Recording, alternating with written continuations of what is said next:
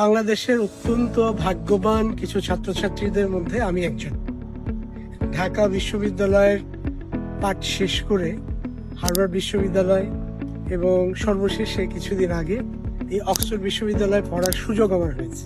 আন্তর্জাতিক মানের এই বিশ্ববিদ্যালয়গুলো মূলত যে কাজটি করে, আন্তর্জাতিক মানের গবেষণার মাধ্যমে তারা অভিজ্ঞতা এবং প্রমাণ তৈরি করে, যেটাকে আমরা এভিডেন্স বলতে পারি।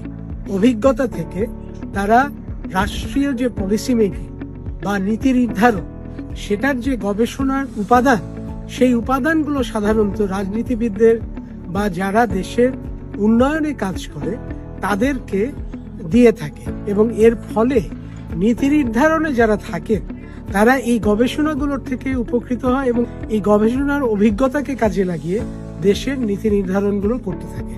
আসলে একটা অভিজ্ঞতা দিয়ে আরেকটা অভিজ্ঞতাকে প্রতিস্থাপন করা সম্ভব নয়। অর্থাৎ ইংল্যান্ডের যে অভিজ্ঞতা, সেই একই অভিজ্ঞতাকে আমরা বাংলাদেশে প্রতিস্থাপন করতে পারব। আমাদের প্রত্যেকে আলাদা আলাদা অভিজ্ঞতা আছে এবং আমাদের দেশে মাটি থেকে উঠে আসা যে অভিজ্ঞতা, বাংলাদেশের নীতি নির্ধারণের জন্য সেই অভিজ্ঞতাকে কাজে লাগাতে হবে।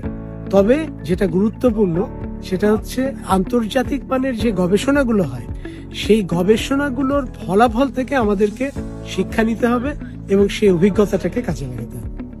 এখন বাংলাদেশের গবেষণায় যে আর্থিক দৈন্যতা দেখা যাচ্ছে, আমরা এই আর্থিক দৈন্যতা দূর করার জন্য সর্বোচ্চ চেষ্টা করব এবং দেশে যাতে আমাদের ছেলেমেয়েরা গবেষণা করতে পারে এবং আমাদের ছেলেমেয়েরা যাতে বিদেশে যে গবেষণা করতে পারে, সেজন্য আর্থিক সহায়তা দেওয়ার জন্য আমাদের যে 31 দফা সেখানেও আছে এবং আমাদের যে 180 দিনের কর্মসূচি সেখানেও আছে, বা বিএনপির অন্যান্য কর্মসূচির মধ্যেও আছে। আন্তর্জাতিক মানের গবেষণার জন্য বাংলাদেশের যে বিশ্ববিদ্যালয়গুলো আছে সেগুলোকে অবশ্যই আমাদের আরো বেশি ক্ষমতায়ন বা অর্থায়ন করতে হবে।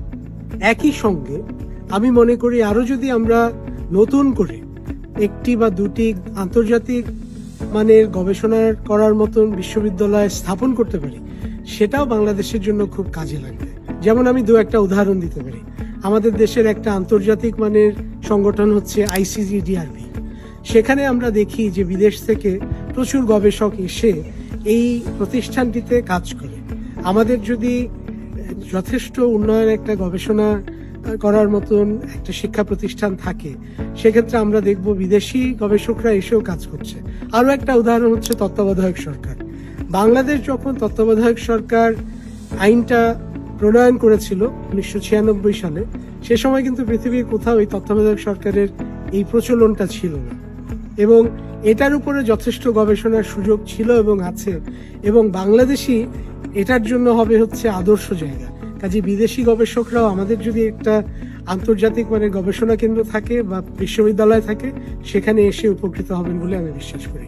এবং বিএনপি নির্বাচিত হলে বর্তমানে যেই শিক্ষা প্রতিষ্ঠানগুলো আছে সেগুলোর সঙ্গে আন্তর্জাতিক গবেষণা করা যায় এরকম শিক্ষা প্রতিষ্ঠান প্রতিষ্ঠার চেষ্টা করব ইনশাআল্লাহ।